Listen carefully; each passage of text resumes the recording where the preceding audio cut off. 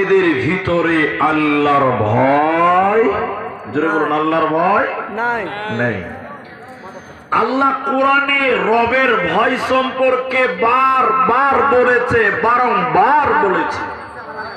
শুধু মুসলমানদেরকে বলেছে না, যে মানুষ মানুষ, হিন্দু হও তুমিও শোনো, মুসলিম হও তুমিও শোনো, খ্রিস্টান হও তুমিও শোনো।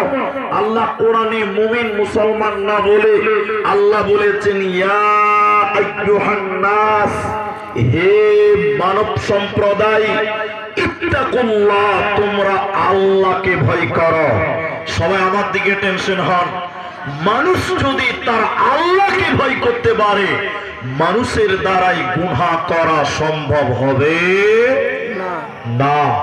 এজন্য আল্লাহ বলছেন, মুসলিম তুমি তোমার আল্লাহকে ভয় করো, হিন্দু তুমি তোমার ভগবানকে ভয় করো, খ্রিস্টান তুমি তোমার গডকে ভয় করো, তুমি তোমার আল্লাহকে ভয় করো, তুমি তোমার রবকে ভয় করো।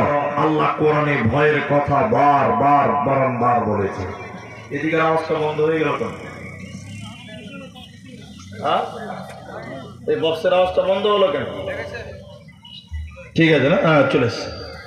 তাহলে আল্লাহকে ভয় করার কথা কোরআনে বারবার বলেছে। কেন? কারণ আপনার জীবন পরিবর্তন হতে পারে যদি আপনার ভিতরে আল্লাহর ভয় থাকে। কার ভয়? আল্লাহ। এতটি লোক বলে না কার ভয়? আল্লাহর। আল্লাহর ভয়। ছোট্ট একটা উদাহরণ দিব, আমি আয়াতের সারমর্মটা বলবো। পাকিস্তানের একজন চাই পাত্তি বিক্রি করে, উর্দুতে পড়েছি, আমরা দেখেছি।